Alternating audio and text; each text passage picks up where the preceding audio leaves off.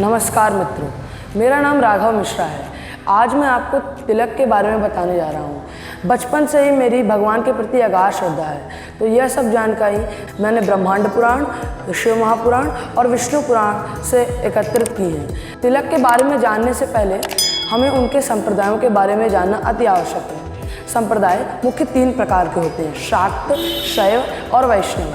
शाक्त संप्रदाय में माता भगवती दुर्गा की पूजा होती है, जिसमें सिंदूर और कुमकुम से तिलक लगाया जाता है। माँ भगवती दुर्गा त्रिकुंड भी लगाती हैं। शैव संप्रदाय में भगवान शिव की पूजा होती है, जिसमें भगवान शिव त्रिकुंड लगाते हैं।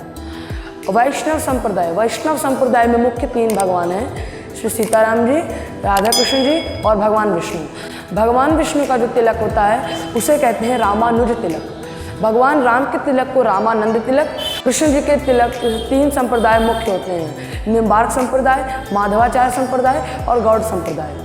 निम्बार्क संप्रदाय में जो तिलक लगता है वो ऊर्ध्व पुंड्र के नीचे के भाग को हटाकर एक चौड़ा सा यू बनाया जाता है। गौड़ संप्रदाय में ऊर्ध्व पुंड्र के साथ तुलसी पत्र के आकार का आपकी नाक तक बनाया जाता है, यहाँ तक।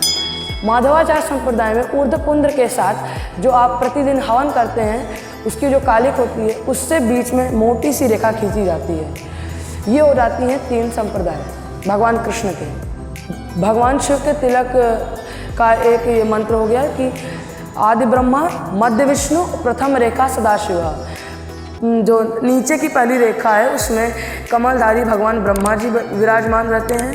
मध्य की रेखा में पीताम्बरधारी भगवान विष्णु और प्रथम रेखा सबसे ऊपर की रेखा में भगवान सदाशिव शंभु।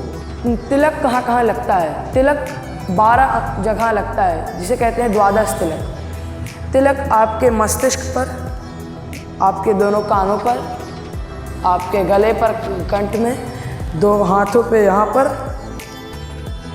पर, वक्षस्थल में यहाँ दोनों, और एक पेट के पास। 1 2 3 4 5 6 7 8 9 10 11 12। भगवान शिव की जो पूजा करते हैं वो इन 12 जगह तिलक लगाते हैं, लेकिन वैष्णव का थोड़ा अलग है।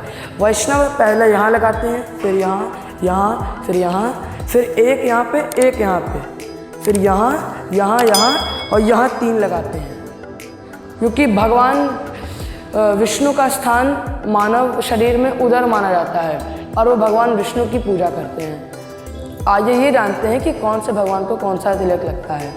माता दुर्गा को कुमकुम और सिंदूर से गोल तिलक भी लगता है और त्रिकुंड भी लगता है। भगवान गणेश को त्रिकुंड लगता है, भगवान कार्तिक को त्रिकुंड लगता है, भगवान शिव की 5 कन्याओं को त्रिकुंड लगता है और भगवान शिव को भी त्रिकुंड लगता है। भगवान विष्णु को रामानुज तिलक, भगवान कृष्ण को ऊर्ध्व पुंड्र और भगवान सीताराम जी को रामानंदी तिलक। आइए अब जानते हैं ऊर्ध्व पुंड्र लगाने का महत्व। ऊर्ध्व पुंड्र लगाने का महत्व अत्यंत प्रभावशाली है।